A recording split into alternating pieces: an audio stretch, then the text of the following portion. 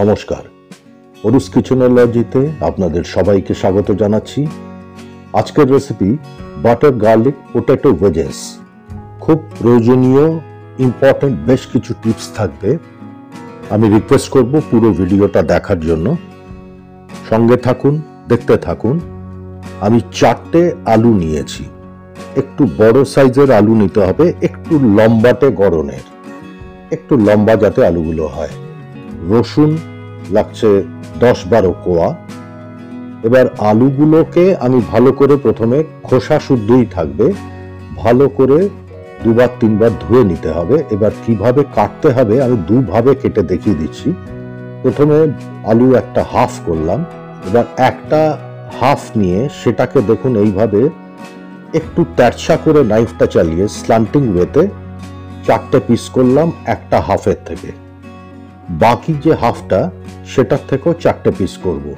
একটু খেয়াল রাখবেন, এই যে এজটা, এই যে ধারটা দেখাচ্ছি আমি ওপরের দিকের, সেটা যাতে একদম সরু তীক্ষ্ণ হয়, ওটা যাতে মোটা না হয়। তাহলে ঠিক এইভাবে 4টে প্লাস 4টে 8টা ওয়েজেস তৈরি হচ্ছে একটা আলুর থেকে। এটা আমি প্রথম মেথডটা দেখিয়ে দিলাম। আলুর টুকরো কাটা হয়ে গেলে আপনারা সবাই জানেন জলে রেখে দেবেন, না হলে আলু কালো হয়ে যাবে। সেকেন্ড মেথডটা হচ্ছে হাফ করলাম। এবার এই একটা হাফকে আমি আবার হাফ করে নিলাম, সেইটাকে 2 টুকরো করলাম। দেখুন একইভাবে ওয়েজেসটা তৈরি হচ্ছে। একটা হাফের থেকে 4টে ওয়েজেস, তার মানে 2টো হাফ মিলিয়ে একটা গোটা আলুর থেকে 8টা ওয়েজেস আমরা পাচ্ছি। এটাই স্ট্যান্ডার্ড মাপ এবং স্ট্যান্ডার্ড কাটিং মেথড।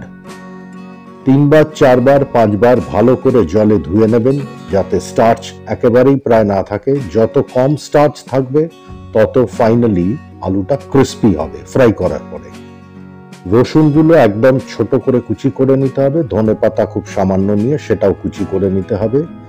জল গরম বসিয়ে দিয়েছি একটা বড় পাত্রে। যখন দেখবেন বাবলস বেশ ভালো মতো এসে গেছে, তখন 2 টিস্পুন নুন, 2 চামচ, চা চামচের 2 চামচ নুন দিলাম।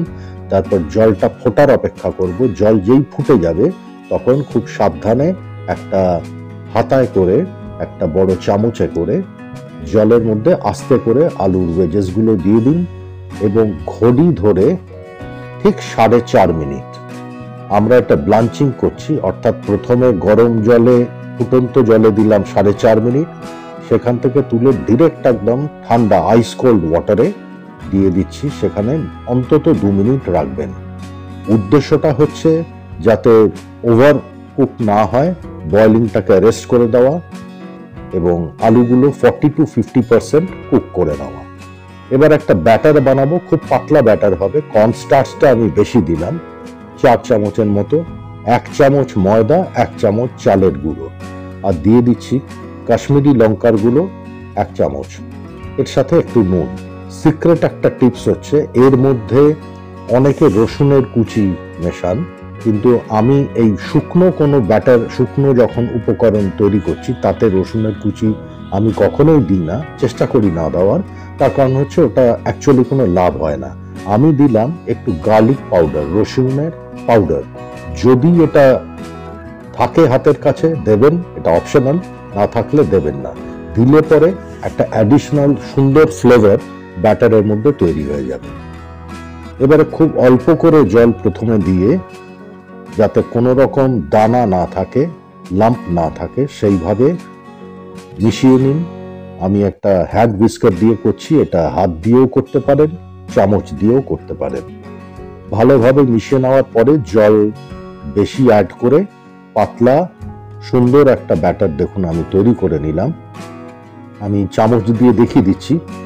দেখুন কোটিংটা ঠিক এই যে চামচের পেছনে ঠিক এইভাবে, অর্থাৎ আলুর গায়ে এইভাবে লেগে থাকবে, কিন্তু সেটা খুব পাতলা। সমস্ত ভেজেসগুলো আমি আইস কোল্ড ওয়াটারে যেটা রেখেছিলাম সেটা বার করে নিয়ে আমি দিয়ে দিলাম এই ব্যাটারে। খুব ভালো করে একটু সময় নিয়ে আস্তে খুব হালকা হাতে ব্যাটারে মাখিয়ে নিন। দেখুন আলুর টুকরোগুলো তো দেখতে পাচ্ছেন আশা করি, যে ব্যাটারটা সুন্দরভাবে চারদিক থেকে সব দিকে লাগানো হয়ে গেল, কিন্তু মোটা একটা ভাব যাতে আলুর ওপরে তৈরি না হয়। আমরা দুবার আলুটা ফ্রাই করব, এটা ফার্স্ট ফ্রাই করছি। তেল গরম করে মিডিয়ামে রেখে দিন, মিডিয়াম ফ্লেমে ভাজাটা করতে হবে। খুব সাবধানে, হাতে যাতে তেল না ছেটে। ওভারক্রাউড বা একবারে কড়াইতে অনেক না দিয়ে অল্প অল্প করে কোয়ান্টিটি দিয়ে একটু সময় নিয়ে এই ভাজাটা ভাজবেন। আমি অন্য রেসিপিতেও বলেছি, তেলে দেওয়ার পরে 15-20 সেকেন্ড, অ্যাটলিস্ট 20 সেকেন্ড আমি প্রেফার করব, একদম টাচ করবেন না এই আলুগুলোকে। 20 সেকেন্ড ঠিক যেরকম আছে হতে দিন, তাহলে কি হবে, যে ব্যাটারটা গায়ে আছে সেটা সেট হয়ে যাবে। কিন্তু যদি প্রথমেই নেড়ে দেন তেলের মধ্যে দেওয়ার পরে, তাহলে ব্যাটারটা তেলে চলে যাবে। এটা কিন্তু খুব সায়েন্টিফিক একটা পয়েন্ট, এটাও একটা টিপস। এটা আপনারা জানেন, তবু আমার বলা উচিত, আমার মনে হলো বলে দেওয়া, তাই বলে দিচ্ছি। প্রথমে নাড়বেন না, তারপরে আস্তে আস্তে একটু নাড়তে থাকবেন। একটা ফোর্ক দিয়ে নাড়তে পারেন, তারপরে একটা এরকম ফুটো হাতা দিয়েও নাড়তে পারেন। তেলটাকে একটু ঘোরাতে থাকবেন, আলু কম টাচ করবেন, তাহলেই সমস্ত আলু কিন্তু সুন্দরভাবে হিটটা পেয়ে যাবে। অল্পক্ষণ ভেজে আমরা ফার্স্ট ফ্রাই করছি, আলুগুলো তুলে নিচ্ছি। দেখুন সমস্ত আলু আমার ফার্স্ট ফ্রাই করা হয়ে গেছে। এবার ফাইনাল ফ্রাই বা ফ্ল্যাশ ফ্রাই যেটাকে বলে সেটা করব। আলু একটু যেগুলো ভাজলাম একটু ঠান্ডা হতে দিন, তেলটা একদম হাই ফ্লেমে খুব ভালোভাবে গরম করুন। তারপরে একটু ঠান্ডা হয়ে যাওয়া আলুগুলো আবার অল্প অল্প ব্যাচে তেলের মধ্যে দিয়ে এটা ঠিক 1 মিনিট ফ্রাই হবে, ঠিক 1 মিনিট, তার বেশি কিন্তু দরকারই হবে না, করবেনও না। আলুর রংটা যেরকম বিউটিফুল হবে, খুব সুন্দর হবে, ঠিক সেরকম ভাবে আলু একদম সুপার ক্রিস্পি হয়ে যাবে, ভেজেস গুলো সুপার ক্রিস্পি, এবং কোথাও পুড়বে না।